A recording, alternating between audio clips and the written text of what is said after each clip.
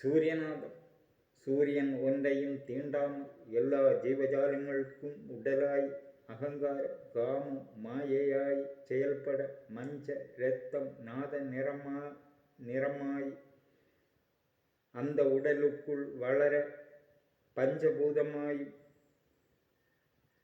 அதன் செயலில் அநேக அந்நிய நிழலை தீண்டாமல்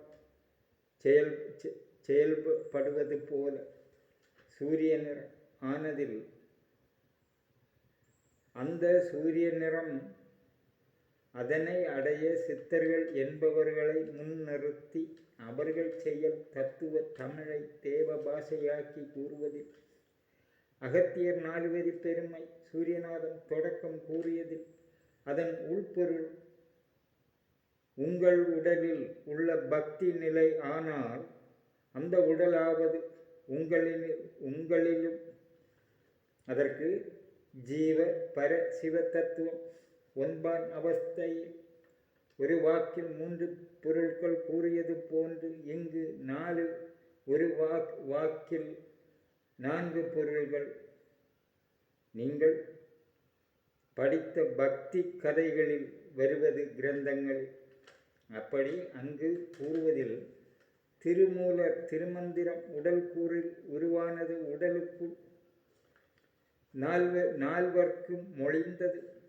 நால்வர் உடலில் நாசி செயல் சுவாசம் இழுக்கும்போது நாசியில் சென்று கண் மூக்கு செவி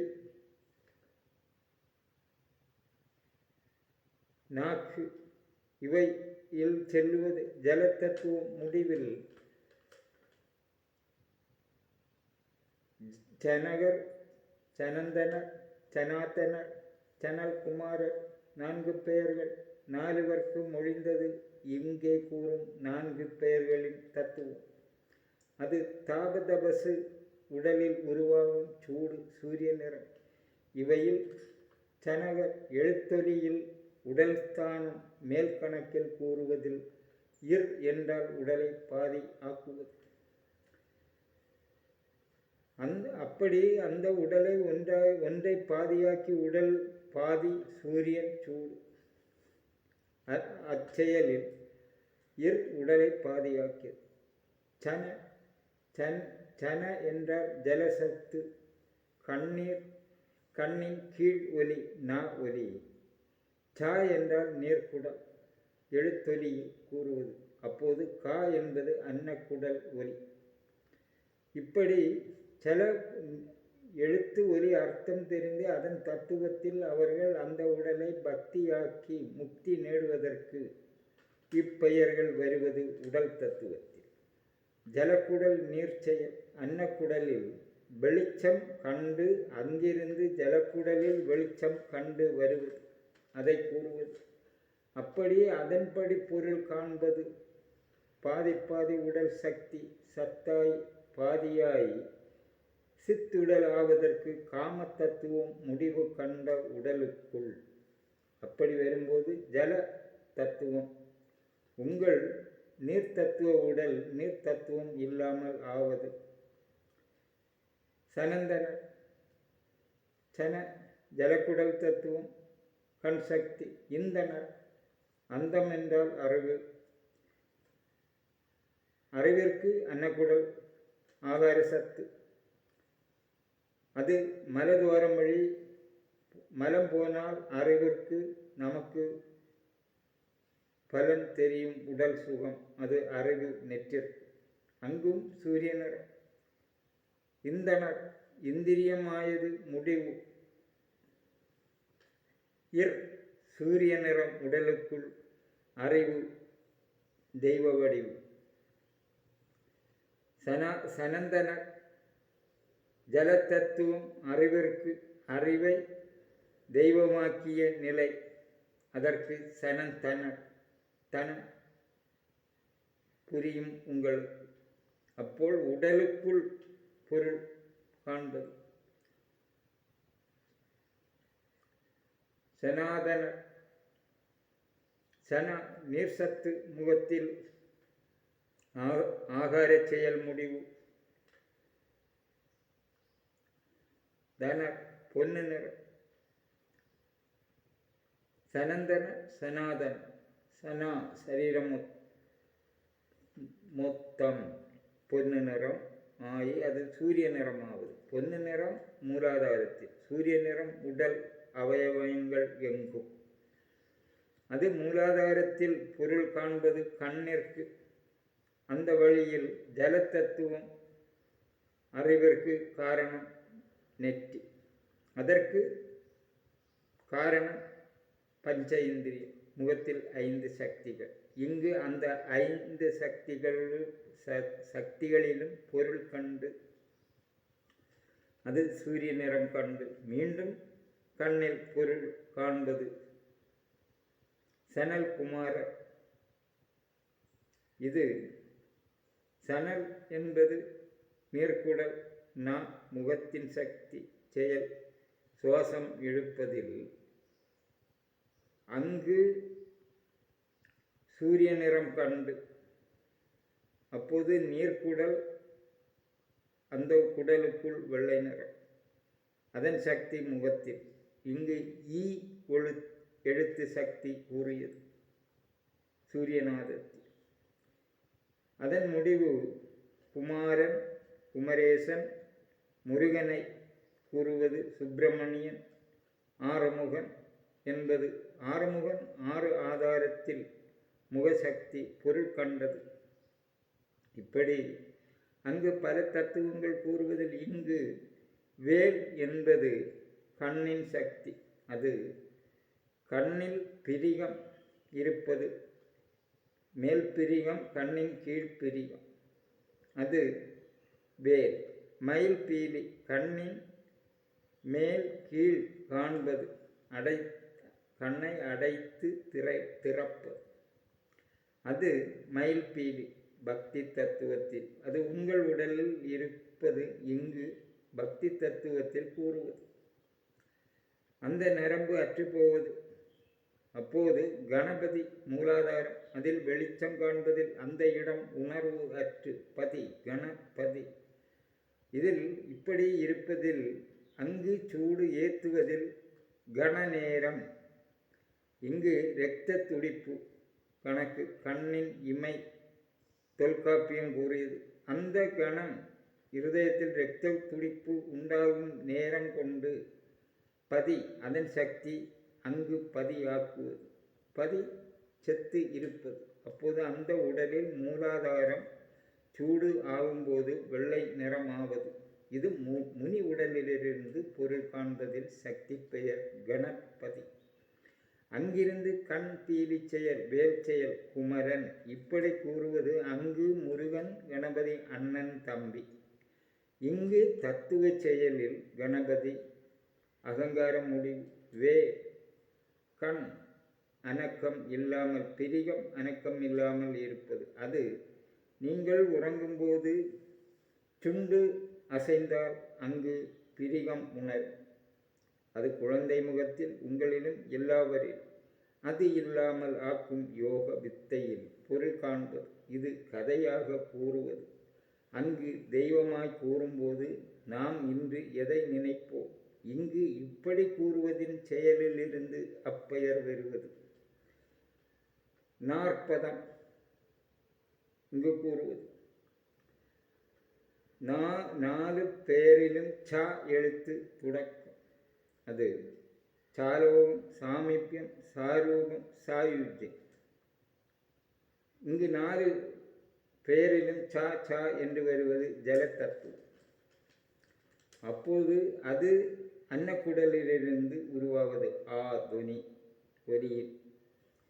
இப்படி இந்த 4 பெயரிலும் வருவதில் லோகம் என்பது உடல். லோகம் இயங்குவதில் நீர்க்குடல் லோகம். சாலோகம் நீர்க்குடல் யோகம். காரணம் சா ஒலி நீர்க்குடலில் ஒலிப்பது.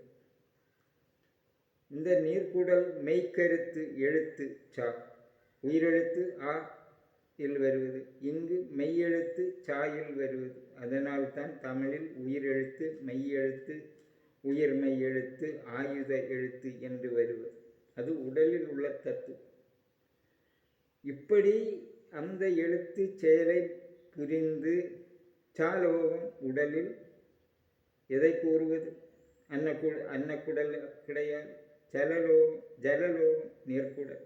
அங்கு நீர்லோக குடலுக்குள் உள்ள தத்துவம் மொத்தம் பொருளாய் கண்டு அதன் தத்துவம் மாறி வந்தது. அவதாரம் ஒவ்வொரு பெயர்களில் வரும் அவதாரம் மாறி வந்தது. அந்த உடலில்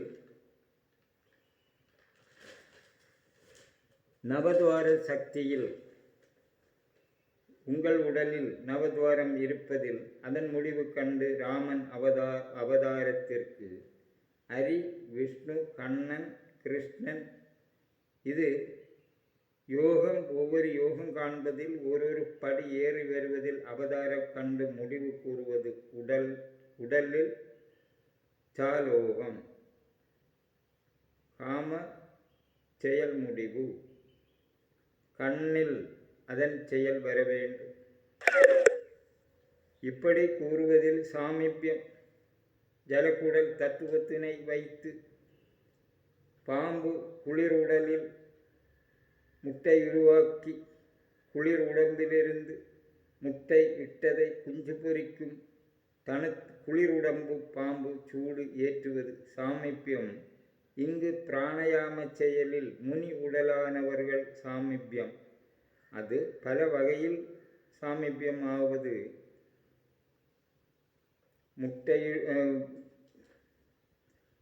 பாம்பு குளிர் உடலிலிருந்து இணை சேருவது முட்டையிடுவது. பாம்பு முட்டையிடுவதை இட்டதை குஞ்சு பொறிப்பதற்கு சூடு முட்டையில் ஏற்றுவதற்கு உடலுக்குள் சூடு ஏற்றுவது. அந்நிலை இங்கு செய்யும் உடல் சாமீபியம். அதை கிரந்தங்களில் கருடன்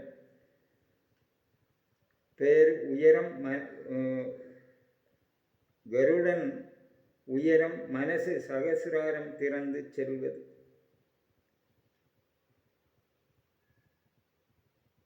அது மாடப்புறா கதை. ஆலமர, முதலை, மீன், மான், ஆமை, பஞ்சவர்ண கிளி, 5 கொம்பு என்பது இவைகள் செயல் போல உடல் பொருள் கண்டு அதை வசத்தாக்குதல் சாமீபியம். அதன் சாமீபிய செயலை இந்த உடல் காண்பது. அது மாணிக்கவாசகர் குறிப்புகளில் பார்க்கலாம். அநேகம் அதுபோல எல்லா சித்தர்கள் குறிப்புகளிலும் உண்டு. சாரூபம். ஜலக்குடலில் பொருள், அன்னக்குடலில் அதன் காட்சிகளில் உடல் அவயவயங்கள். நால்வழி 4 இதற்கு முன்னால் கூறிய அதன் பொருள் சரியை, கிரியை, யோகம், ஞானம் என்பது அதில் வரும் 2ஆம் யோக வழியில் வருவது. அந்த ரூபத்திலிருந்து சாரூபத்தினோடு சேர்த்து பொருள் காணுதல். கோவில்களில் ஸ்ரீ கோவிலில் காணும் ரூபம். அதில் அன்று ஜீவன் ஏற்றுதல். இந்நிலை உடல் வடிவம் கொண்டவர்கள் அந்த ரூபத்தில் இவர்கள் உடலுக்குள்ளிலிருந்து சூரியன் நிறம் கண்டது. அந்த சூரிய நிறத்திலிருந்து புதுமை சூடு உண்டாக்கி அங்கே காணும் ரூபத்தில் மூக்கு வழி இந்த சூடு இவர்கள் உடல் சூடை அங்கு ஏற்றுவதில் மனித ரூப துடிப்பு அந்த ரூபத்தில் உண்டாகும்.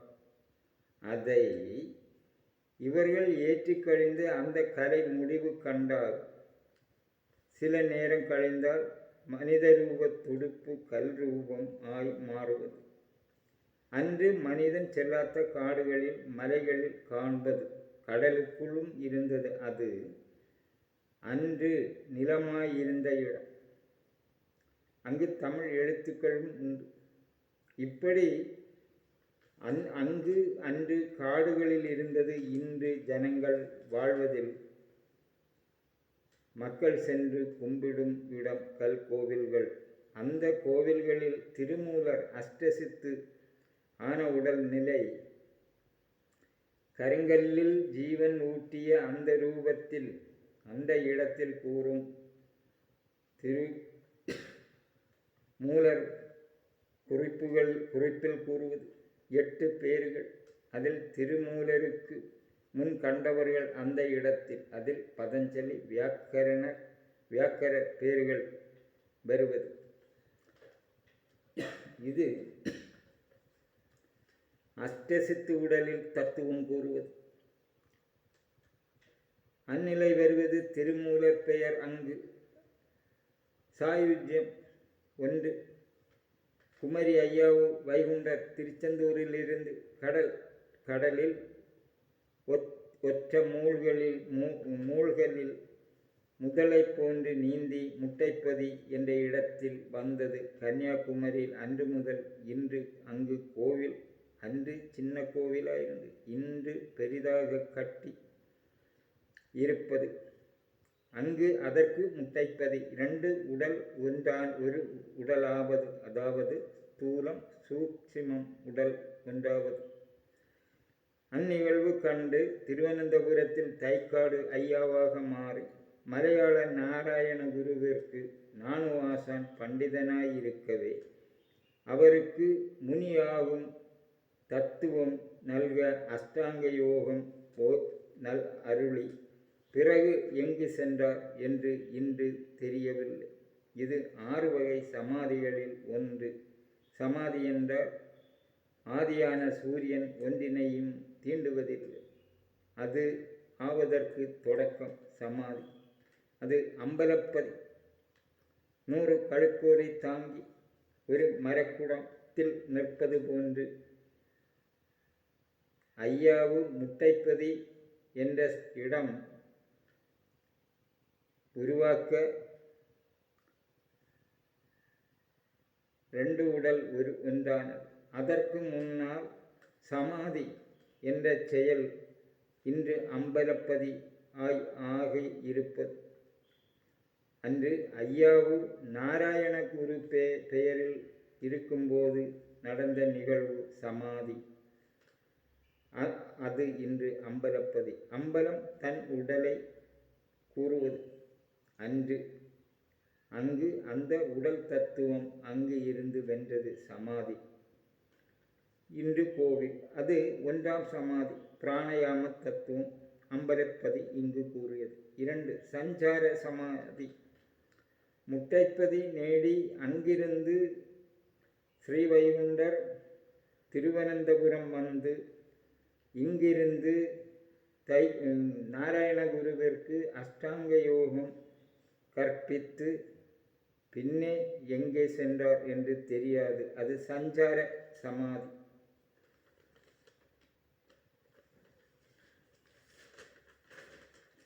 அது ஒரு இடத்திலும் நிலை புரியாமல் சஞ்சாரம் செய்வது. அதுபோல சித்தர்கள் ஆபவர்கள் ஒரு இடத்திலும் நிலையில்லாமல் அன்று செய்து வருவது. நிர்விகற்ப சமாதி. எந்த பலம் கருதி செய்யாத சமாதி. லோக விவகார சமாதி. இது ஆத்ம நிலை ஆத்ம திருஷ்டி என்றதன் அர்த்தம் கூறியது. இது இங்கு அனாதியாய் ஒன்றிலும் விருப்பு வெறுப்பு இல்லாத அவஸ்தை. முகம் சமநோக்கு பார்வை.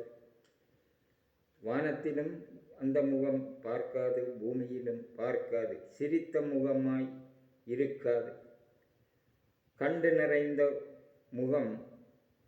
சிரிப்பு இருக்காது, கோபம் இருக்காது. அந்த உடல்நிலை நிலை நிறுத்துவது. சுவாசம் இழுக்காமலும் உடல் இருப்பதில் ஆகாரம் உண்ணாமலும் பல நாள் இருப்பது. விருப்பு அற்ற நிலை. அந்த நிலை ஆவுதல். தக்கரை நூர் முகமது சாஹிப் வேள்மலையின் மேற்கு அவர் அன்று இருந்த சமாதி. அவர் உண்மையிடம் தென்காசி பிறப்பு. சகஜ சமாதி. உடல் சுக துக்கம் உண்டாக்கும் 6 பகை உடலோடு ஒட்டகமாய் இருப்பது. பிரித்து மாறி வருத்துவது. அதன் செயல் கூறு மாறுவது. அதை மயப்படுத்தி வருவது அனாதியில் இருந்து நேடுவது. அது சகஜ சமாதி ஆவதில் பல வித்தைகள் செய்வதில் பட்டினத்தார் சரித்திரம் கூறுவதில் குப்பையில் புரண்டு வந்தது. அதை கண்டு ஊரார் எப்போதாவது உணவளிப்பதையும் நிறுத்தி விட்டார்கள். அது பத்ரகிரி ராஜாவு பட்டினத்தாரை கழுமரத்தில் ஏற்றி